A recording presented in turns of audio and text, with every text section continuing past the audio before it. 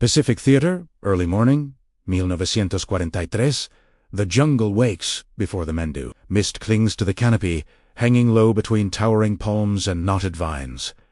The air is thick, wet, unmoving. Insects hum in uneven rhythm, broken only by the distant crack of rifle fire, sharp, deliberate, and unnervingly precise. Somewhere ahead, unseen eyes are already watching. An American infantryman lies pressed into the mud, his uniform darkened with sweat and rain. In his hands is a rifle worn smooth by years of handling. Its blued steel is dulled, the wood scarred and faded. Nothing about it looks exceptional. Nothing about it suggests dominance. To the Japanese snipers hidden in the trees, it is an object of quiet contempt.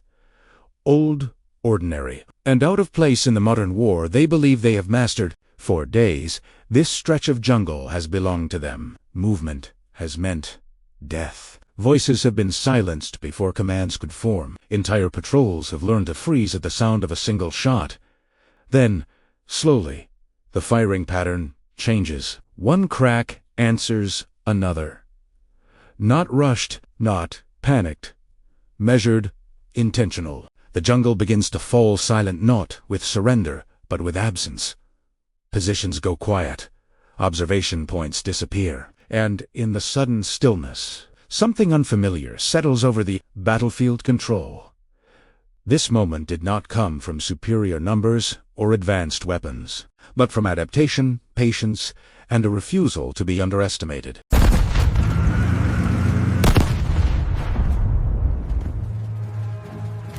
By mid-1942, the Pacific War had rewritten every assumption about combat. After Pearl Harbor, Japanese forces swept through Southeast Asia and the Pacific, Hong Kong, Malaya, the Philippines, the Dutch East Indies.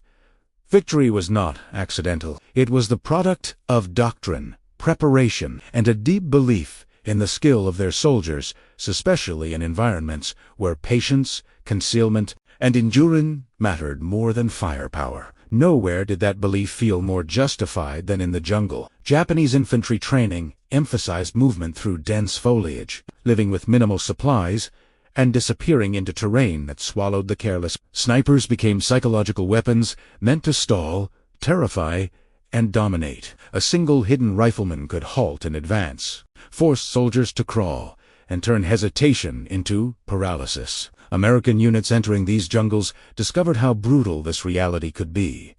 Open terrain tactics failed, maps became suggestions rather than guides. The sniper thrived where numbers could not win, and fear became constant. But amid this imbalance, adaptation quietly began. American soldiers learned to read the jungle, to pause longer than instinct demanded, to notice disturbed leaves and glints of metal. Survival demanded patience, and in that patience, the seeds of a counterattack were sown. American rifles were often dismissed as outdated. The M1903 Springfield, a bolt-action rifle, and the early M1 Garand seemed crude compared to the Japanese Arisaka.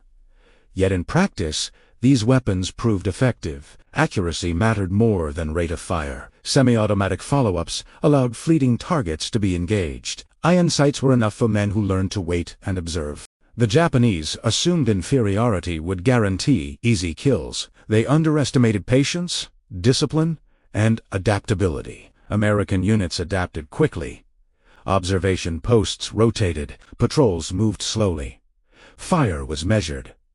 Snipers were baited. Every shot counted. In the jungle, advantage shifted from doctrine to observation, from speed to patience, and from assumption to execution. The battlefield had been reduced to the human scale, and there, a single rifleman could redefine control. Exhaustion was constant. Sweat, mud, sleepless nights. Every sound had to be evaluated. Every breath measured. Survival depended on stillness, not bravery in motion. The jungle punished haste. Fire had to be deliberate. Movement measured. Every step revealed patterns. American infantrymen adapted, turning patience into an advantage. Japanese snipers expected panic. Their dominance relied on predictable reactions. When Americans remained silent, precise, and methodical, the rules of engagement reversed. Mockery gave way to uncertainty. Weapons alone did not win battles. M1903 Springfield rifles, seemingly ordinary, excelled in precise, patient hands. Japanese snipers, confident in concealment, faced limitations when patterns were read. Decentralized decision-making became decisive. Squad leaders and riflemen took initiative. Small units adapted faster than rigid command structures. Success was measured in absence. Every silent position marked progress. Fear remained, but control replaced terror. The jungle front, once dominated by unseen rifles, slowly shifted. The turning point came quietly. One morning, in the heart of the jungle, American observation teams rotated into position. Every movement was deliberate.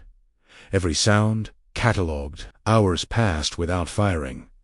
Then a brief shadow appeared, a crack from the American rifle. No immediate reaction. The shadow did not return. Another shot. Minutes later.